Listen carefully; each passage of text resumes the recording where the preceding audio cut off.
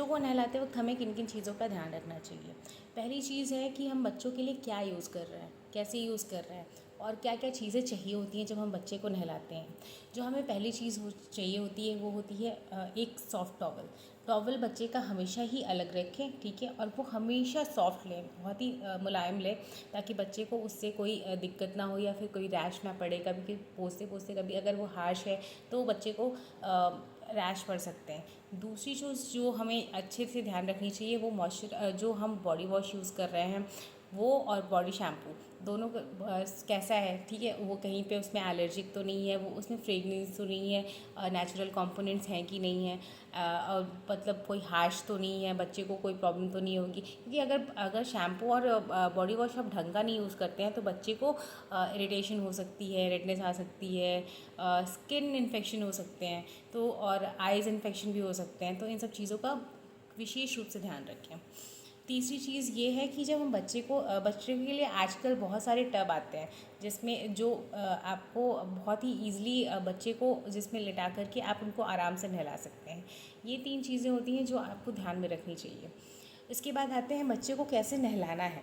बच्चे को नहलाने के लिए सबसे पहले आप बच्चे को टब में आराम से लिटाएं, ठीक है। पानी जो है, पानी का जो बहाव होता है वो ऊपर से नीचे की तरफ होता है, पर बच्चे के केस में ऐसा कभी नहीं करना है। तो बच्चे का जो जो हम नहलाना शुरू करेंगे वो नीचे पानी जो है सबसे पहले पैर पे डालते हैं।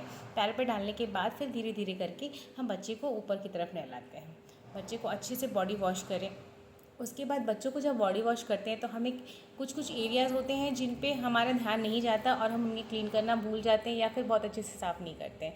जैसे कि कान के पीछे, गले के नीचे, आपका उंगलियों के बीच में। तो ये सारे जो एरियाज़ होते हैं इनको अच्छे से क्लीन करें, बिकॉज़ ये एरियाज़ कहीं ना कहीं रह जाते हैं। उसके बाद बच्चे को जब भी आप शैम्पू लगाएं तो शैम्पू लगाने के बाद उसको 1 मिनट के लिए छोड़ दें। 1 मिनट छोड़ने के बाद आप देखेंगे कि उसको जब बच्चे को फिर आपको जब उनके सर को अच्छे से धुलना है तो आप क्या करोगे कि बच्चे को अच्छे से उसके सर को पीछे की तरफ लेके जाएंगे। एक्चुअली जब बच्चा छोटा होता है तो वो नेक होल्ड नहीं कर पाता, तो जब हम बच्चे को नहलाते हैं तो हमें हमेशा इस चीज़ का ध्यान रखना चाहिए कि हमें उसको हमेशा नेक पे सपोर्ट रहे, क्योंकि बच्चा खुद नहीं होल्ड कर सकता। जब जैसे जैसे बच्चा बड़ा हो जाएगा तो वो अपना नेक होल्ड करना खुद ही सीख जाएगा। तो जब तक वो नहीं कर पाता है तो तब तक आपको इस चीज़ का ध्यान रखना पड़ेगा। तो फिर उसको जब शैम्पू जो है वो पीछे की तरफ लेके जाएं और पानी पीछे की तरफ डालें।